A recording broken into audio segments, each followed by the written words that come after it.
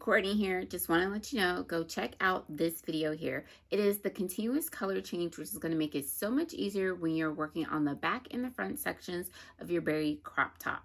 Seriously, pause this, go check that out, come back, get your hook, and then get started. All right. What are you thinking? What are you feeling? I know this is a dense fabric. I know it's a bit heavy, which is why I went with a cropped length, because it will naturally stretch from the weight of the fabric when being worn. And again, if you want to make it longer, please do make it longer so that you're comfortable and that you will actually wear this. So the rows are listed within the pattern. And I know typically when we're repeating more than one, we say stop here, then repeat that, but literally it's the same row. So it does not matter like if you're with the second color or the first color. It's really more about the length, because again, we keep alternating the colors. If you're working with two colors, if you're doing one, then you don't have to worry about this part. And if you're using one color, the next section starting on the back is going to be easier. But as I was saying, I'm doing a size medium, and the length we're going for, at least for mine, is 7.5. Again, if you're making adjustments, do that.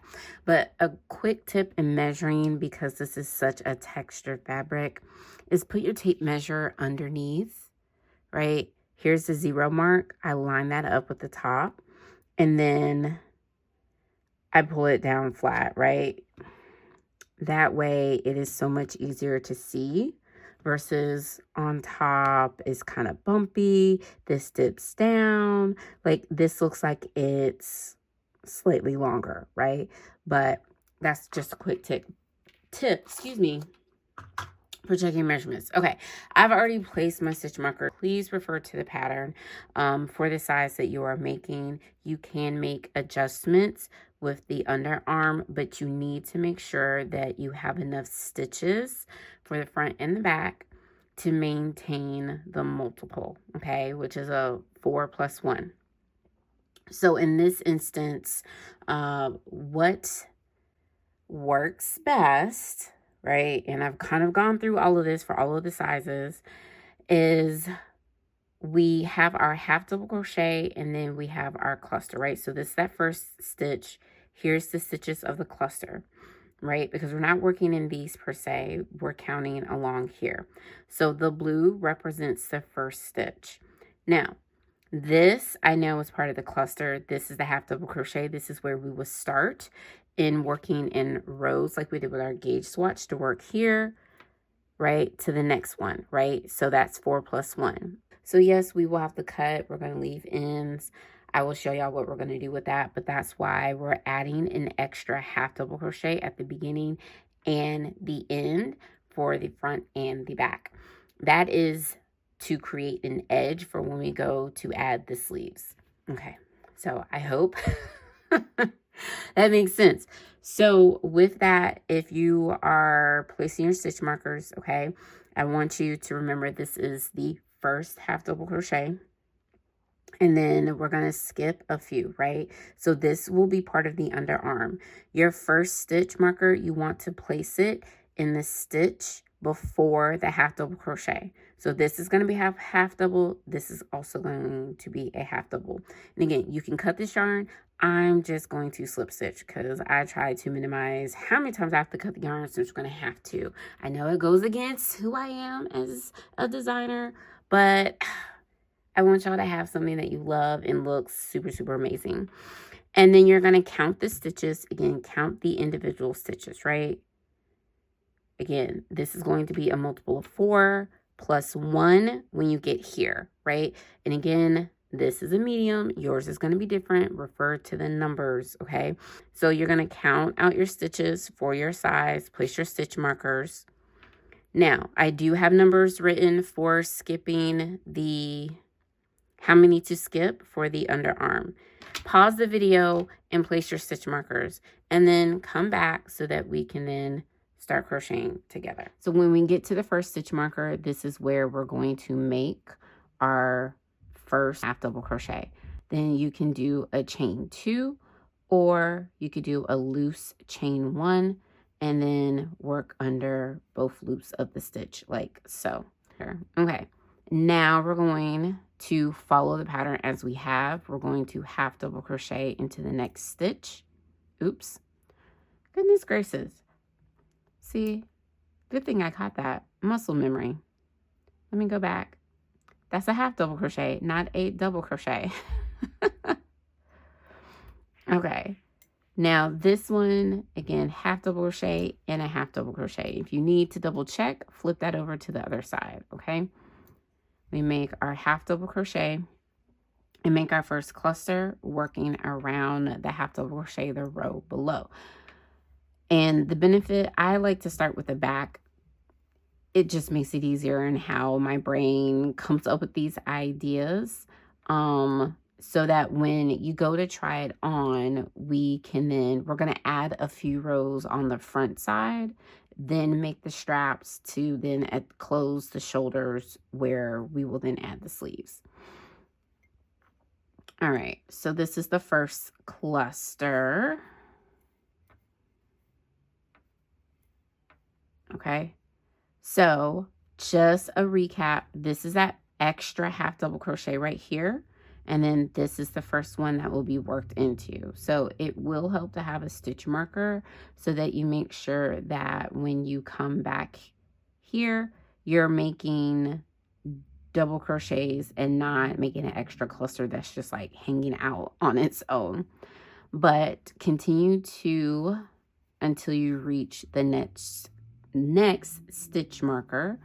Again, the repeat of cluster and half double crochet, okay? Okay, so now that we are at the end of the first row, before I make that last cluster, let's go ahead and cut the other color. Leave a generous tail to work into later.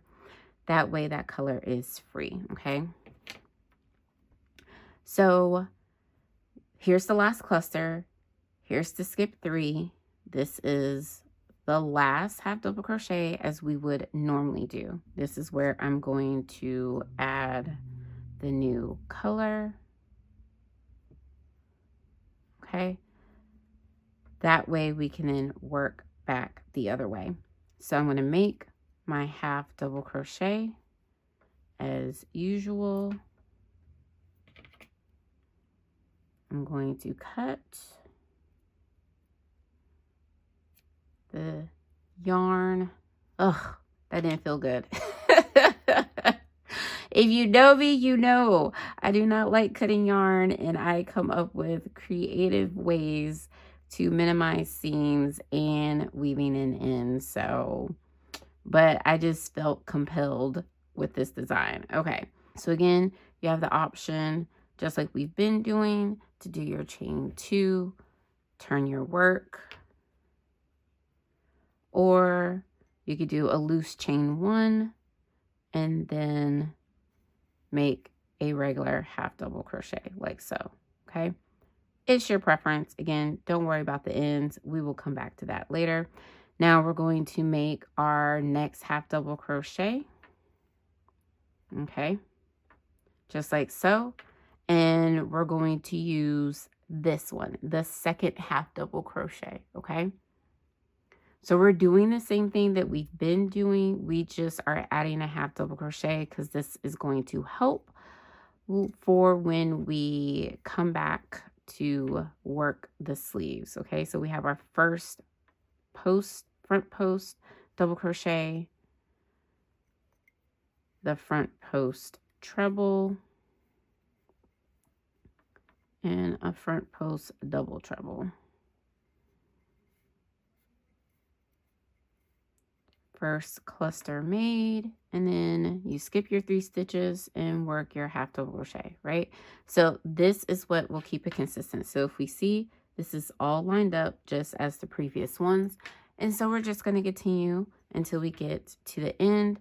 Again, you make your last double crochet as half double crochet and then another one where that stitch marker is, and continue based on the rows listed within the pattern for the back. So I will see you back once the back is finished, and then we will move on to the front. And remember, we are cutting the yarn, so that we are not carrying it along, so that we are creating a truly reversible fabric. Okay. Just a friendly reminder, again, when you get to the end of the row, you make your half double crochet, and then you make your other half double crochet. And don't forget to change colors. I know it is not fun cutting so often. And again, leave a generous end, because I just learned a tip that we're going to try. We're going to see how it works. I'm hoping it works when we get to that. So I will love your feedback. And sometimes I make a knot, sometimes I don't. And in this case, I'm not.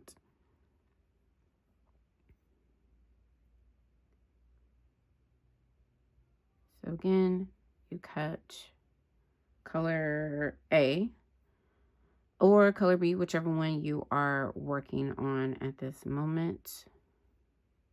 You change to the other color, turn, and then remember we are making additional half double crochets at the beginning. Just one, just like that. I like to do that for a starting one rather than in chain 2. It just gives a really nice edge to work with later. We make our half double crochet, and again, we're using this one. So make sure you're using the second half double crochet and not the very first one when you make your first cluster. So let me show you what that looks like.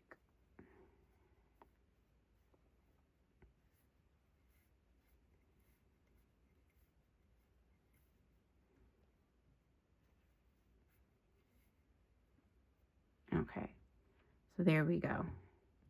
So again, we use the second one and not this one. So this then becomes like the edge for the arm opening, right? Because then we'll have the front starting over here. So this will be like that.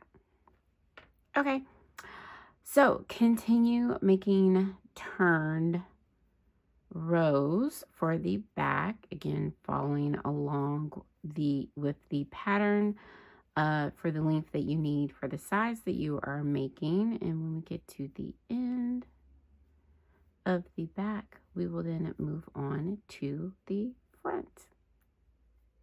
Alrighty, we are now done with the back. What do you think? Okay, so I have this side out. Again, there's no right or wrong side. It's based on whatever color you want to show.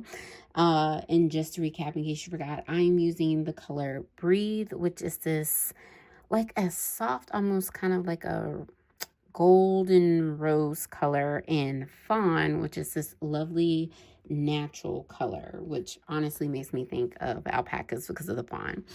But that is one side. This is the other side. Again, where you end, row 2, row 3, it does not matter, because again, this is truly reversible. This is where we started, went here. I've completed 16 rows. No, actually 17, because I did 16 for the lower portion. And again, the row numbers are within the pattern, so please refer to it. And really, you want to check this length here before cutting the yarn, in case you need to take out rows or if you want to make it a little longer. So this here should be a comfortable fit from the top of your shoulder to your underarm. And again, we have space here as well. So if you feel like it's a little snug, remember we have the underarm space.